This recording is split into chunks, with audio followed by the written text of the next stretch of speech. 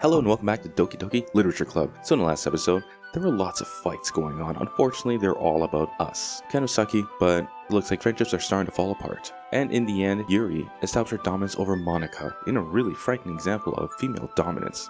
Yikes. Pretty cool, but also pretty not. So anyways, we are now at the point where Vault and Yuri are reading that same storybook they were reading before, but this time they're on the floor, even closer to each other with their backs against the wall. Let's see what happens now. So here we are, our bodies are even closer together. Romantic. I can't see too well. Yuri sighs closer until our shoulders are touching. How am I supposed to focus on reading like this? Yuri was always kinda cute, but when she's being less apprehensive, it's almost more than I can handle. Your teacup. Yuri hands me my teacup. Holding it with my hand that's not holding the book, I end up in a position that makes it harder to focus. Because now I need to worry about making sure I don't accidentally touch her chest. Oh boy. You know, that's the worry. I think the worry with every schoolboy is accidentally touching a schoolgirl's chest, especially when they're too close. Meanwhile, Yuri hasn't noticed a single thing. She wears her intense reading expression, and I can only presume the world around her has faded away. I use all of my willpower to focus on reading. After a few minutes, I finally manage to relax a little. I put the teacup between my leg and fumble with the chocolate wrapper. Sorry. I briefly let go of the book to finish opening the wrapper. You can have as much as you want. That's okay. I won't take any. Why not? Actually, no. If she's like me, she doesn't like actual chocolate. She likes white chocolate. White chocolate macadamia nut. I think I told you guys that last video. Are you sure? Well, if I touch it, then I might get smudges on the pages. Oh. Okay, her reasoning is a lot better. You're right. I didn't even think about that. My bad. No need to apologize. I'll hold the book, okay? Are you sure? Of course. It's only a book. It's not even heavy. Okay, here we go. Yuri opens the book with both hands. Wow, look at the light shining in. Actually, I should say dust. Look at all the dust around her. They really need, like, an air purifier or something. She holds it so that I don't have any harder of a time reading from it. But as a result, her left arm is practically resting on top of my leg. Oh boy. Well, in that case, looks like he enjoys it. Yuri is already totally focused on reading again. I take a chocolate candy and pop it into my mouth. Then I take another chocolate, and I hold it up to Yuri. She doesn't even look away from the book. She simply parts her lips as if this situation was completely natural. But that means I can't stop here. I apprehensively place a chocolate in her mouth. Oh my god. Get a chocolate in her mouth. It's literally just hanging there by a tip. Just like that, Yuri closes her lips over it. I kind of feel like I'm reading a hentai now. Yuri's expression suddenly breaks.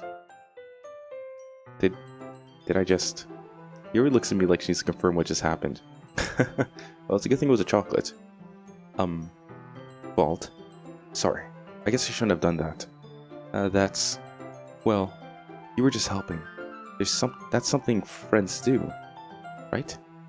I mean, not really in this kind of context, but yeah. That's all it was. Yeah. Then, you don't need to stop or anything. I see. The situation has gotten really tense. Yuri tries to return the book, but I can tell just by her expression that even she can't focus now. My heart is pounding. I nervously take another chocolate between my fingers, but this time, Yuri's eyes meet mine. How did it even come to this? Yuri doesn't avert her gaze. I notice her chest rising and falling to the rhythm of her breaths. I raise my arm. Just like before, Yuri parts her lips, but it's different this time. I take the chocolate and place it in her mouth.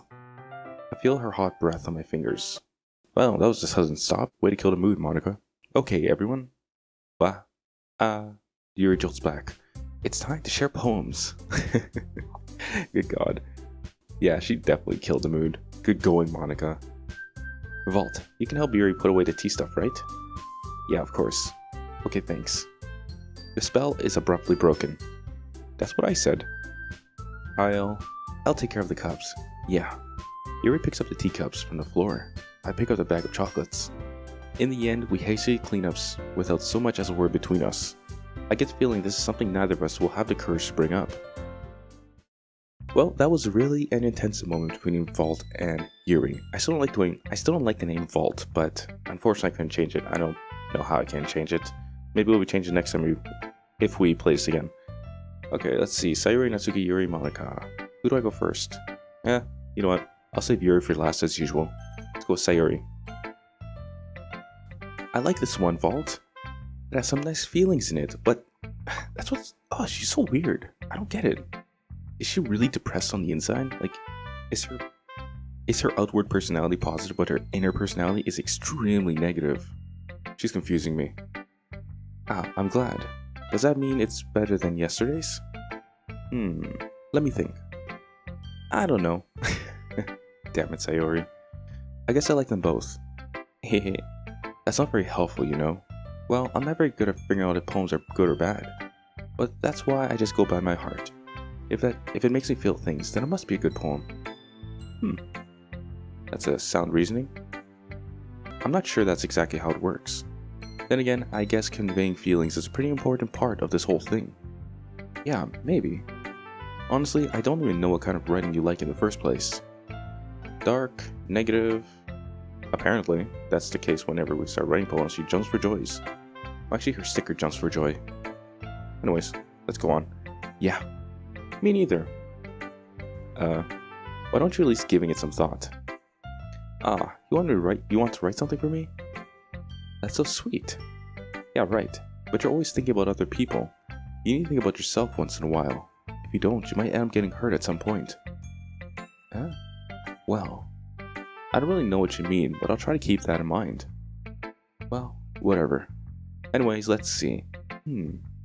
I guess I like happy poems. You're such a liar. You do not love happy poems. Wait, sometimes I like sad poems too. Sometimes a little bit of both. There's a word for that, right? Okay, I'm gonna try and figure out that word. Neutral? Is that the word? Neutral? Something like that. Or melancholy. What's the word I'm looking for? Bittersweet. Is that what bittersweet means? I never knew that. Yeah. I like things that are happy and things that are sad. Happy and sad? I can't see you liking something sad, Sayori. Well, I like happy the most, but sometimes when you have a little rain cloud in your head, a sad poem can help give the rain cloud a little hug. It's cute. That's really cute. And make a nice happy rainbow. Sorry, that's unexpectedly poetic. It is? Maybe I'm getting better at expressing my feelings after all. Thanks, Vault. I should go write that down then. You can read my poem now, okay? Oh my god, this is a lot longer than that. Holy smokes. Yikes, okay. You know, if each poem is this long, I think we're only going to be able to get through 2 poems this time around. Bottles. I pop off my scalp like the lid of a cookie jar. It's the secret place where I keep all my dreams. Okay, I need to stop right here. What the hell? I like it, but it's so weird. I don't know, okay, you know what? We'll start back at the beginning. I'm not going to interrupt this time. Bottles. I pop off my scalp like the lid of a cookie jar. It's a secret place where I keep all of my dreams. Little balls of sunshine all rubbing together like the bundle of kittens. I reach inside with my thumb and forefinger and pluck one out. It's warm and tingly. But there's no time to waste. I put it in a bottle to keep it safe, and I put the bottle on the shelf with all of the other bottles. Happy thoughts, happy thoughts, happy thoughts in bottles, all in a row. My collection makes me lots of friends, each bottle a starlight to make amends. Sometimes my friends feel a certain way. Down comes a bottle to save the day. Night after night, more dreams. Friend after friend, more bottles. Deeper and deeper my fingers go, like exploring a dark cave, discovering the secrets hiding in the nooks and crannies.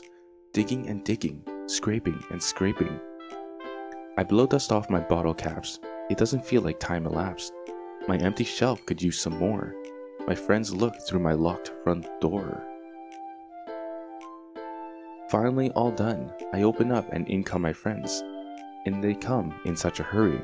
Do they want my bottles that much?